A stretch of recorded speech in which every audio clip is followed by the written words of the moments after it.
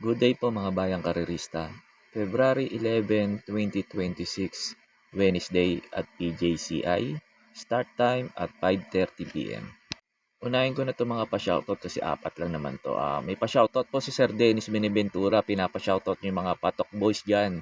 Sila paring Jack, Kuya Joe at Boss Dodong at ng Ping Ping Boys. Shoutout po sa inyo mga patok boys. At sa'yo rin din, Dennis Beneventura. Shoutout din po sa iyo at maraming salamat po. May pa-shoutout po si Sir Nestor Ambrosio. Pinapa-shoutout yung mga apo niyang si Draco at Rakim. Shoutout po Draco at Rakim, mga apo niyo po. At sa din Sir Nestor Ambrosio, shoutout din po sa iyo at maraming salamat po. May pa-shoutout po si Sir Manuel Tandes. Pinapa-shoutout niya si Boyet Flores at si paring Robbie Santos ng Galas QC. Shoutout po sa inyo dyan.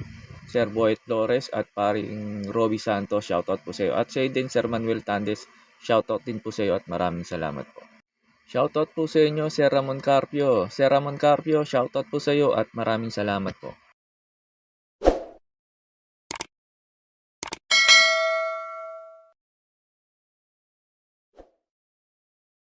Start na po tayo, race number 1. Na-start po ng winner take all, races 1 to 7, distance 1,200 meters.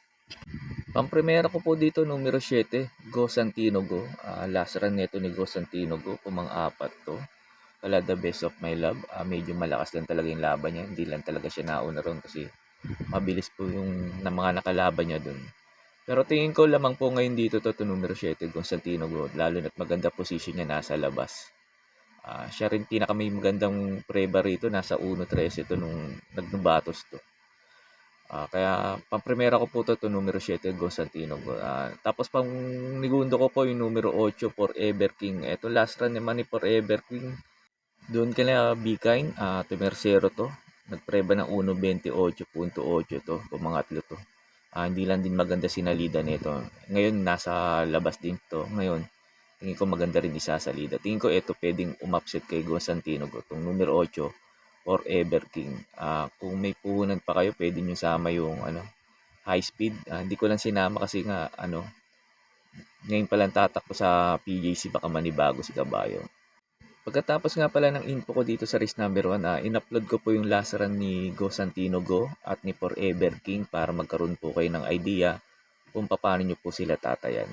Kaya po sa race number 1, pamprimera ko po numero 7, Go Santino Go. Second choice ko po numero 8, Forever King. And they're off and running. And squeezed out a touch at the start was Forever King, coming out very quickly to lead on, settling down Blue Scholar, but booting up on the inside the grey. Be Kind takes up the running, and Be Kind 3 parts in advance. Blue Scholar third the rail, Forever King. Outside of them, Legaspi Wind about 3 back to your favourite War Emblem, who was away just fairly, but he starts to get into the race very quickly. And at the tail of the field is No Quit. There's only about 8 lengths top to bottom as they run by the 950 metres. Be Kind travels very keenly up front, 2.5 in advance for Ever King. Third the rail, Blue Scholar, favourite creeping closer, War Emblem on the outside.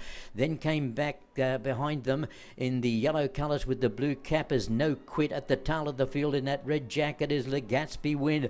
They're on the circle around 750 out. Be Kind chased by Forever King, and getting closer now is War Emblem, but very hard ridden. This leader's travelling very well. Be Kind rounds the bend for home. 2 in advance, War Emblem. Forever King came next. Blue Scholar followed by No Quit at the 250. Be Kind is looking pretty good at the moment. War Emblem is trying to cut him down, but he's got to kick Be Kind on the outside. War Emblem can't do any better. Be Kind racing away. Be Kind down to the wire, wins by 4 from War Emblem. Forever King third, then Blue Scholar fourth, then came No Quit. Legaspi Wind was never really competitive, and he's ran last of all. Be Kind. And the gates fly back in the first. They're racing. The Best of My Love flew the gates and is going to lead easily on settling down. The Best of My Love leads for fun, about 3 lengths in advance of Lady Sabine, your favourite. Thunderstorms up to third, then Go Santino, Go Daily Bell, and back at the tail of the field was Your Wishes. Big spread on the field of 6. There must be 14 to 15 lengths top to bottom here as they run by the 1,000 metres. And The Best of My Love giving a great sight. 3 in advance, Lady Sabine. Green looks to be travelling well in second. About 4 or 5 back then to Thunderstorm, being passed by Go Centino Go. Now the others are a mile back. Daily Bell is a long way back, is second last. At the tail of the field is Your Wishes as they start the circle down the side. And the grey, The Best of My Love, out by 3 and 4 lengths and running strongly from in second spot Lady Sabine. Then a big space back of 8 or 9 lengths back to the rest, headed by Thunderstorm. Then Go Santino Go on towards the home turn. The Best of My Love saying catch me if you can. The favourites under the pump, Lady Sabine in second, but in front is The Best of My Love at the 250, running on fairly well in the centre. Thunderstorm, Lady Sabine will need a miracle to win from there, but it's all The Best of My Love. The Best of My Love is giving the best of himself, and he's going to win by 10 on the wire. It's going to be fairly close for second, and I think Daily Bell will get second from Thunderstorm, then Go Santino Go, Your Wishes, and your favourite has run Stone Motherless last. That's been a very disappointing effort. Well, Sa race number 2 na po tayo, start po ng Peak 6, races 2 to 7, distance 1,200 meters. Papremera ko dito, numero 2, Heroes del 96. Nabababaan ako sa laban ngayon niya rito. Medyo mataas kasi grupo nito, nandito nakalimutan, top of the mark na lang ang grupo niya. Kaya tingin ko, lamang po dito to, lalo na baka maghabulan si top of the mark sa Good Reason sa una. Tingin ko, papabor dito sa numero 2, Heroes del 96. Tapos panigunda ko na rin yung numero 6, Good Reason. Baka mauna to. Tingin ko malaki chance makatapos ng karera. Pero pag hindi naman nauna to, tingin ko aabangan niya lang din si top of the mark. Kaya tingin ko ito pang protection ko, numero 6, Good Reason. Kaya po sa race number 2, pang-primera ko po, numero 2, Heroes del 96. Tapos second choice ko po, numero 6, Good Reason. Sa race number 3 na po tayo, start po ng Peak 5, races 3 to 7, distance 1,200 meters. Dito pili ko dehado kagad. Pang-primera ko, numero 2, Magnum Force. Tingin ko kasi baka pumabor sa kanya yung laban kahit maiksi ang distansya. Baka kasi maghabulan si Bright Mind at si Marengo sa unahan. Tingin ko ito pwede makarimate rito, numero 2, Magnum Force. Tapos second choice ko yung numero 1, Bright Mind. Cambio kasi hinete, J.A. Guse. Baka mag-umento tong kabayo na to at hindi kagad habulin ni Marengo sa unahan at mapabayaan niya. Tingin ko malaki chance makatapos ng karera to itong numero 1 Bright Mind. Lalo na't may pa distansya, 1,200 meters. Tapos third choice ko po, pandihado ulit yung numero 7, Moment Like This. Tingin ko si Moment Like This, ito pwedeng makaabang kagad sa unahan. Sakali maghabulan yung Bright Mind, Marengo, tingin ko ito mga tersero pwesto, ang pwesto nito, tingin ko sa kanilang kukuha ng unahan to pag maganda tinakbo niya. Itong numero 7, Moment Like This. Kaya po sa race number 3, pang-primera ko po, numero 2, Magnum Force. Second choice ko po, numero 1, Bright Mind. Tapos third choice ko po pang dehado, numero 7, Moment Like This. Sa race number 4 na po tayo, start po ng Peak 4, races 4 to 7, distance 1,200 meters. Ito sa mga nagtitipid at kulang sa puhunan, pwedeng soloin to numero 1, Lucky Nono. Nakadalawang segundo na to dito sa PJC. Last run nito kay Amazing.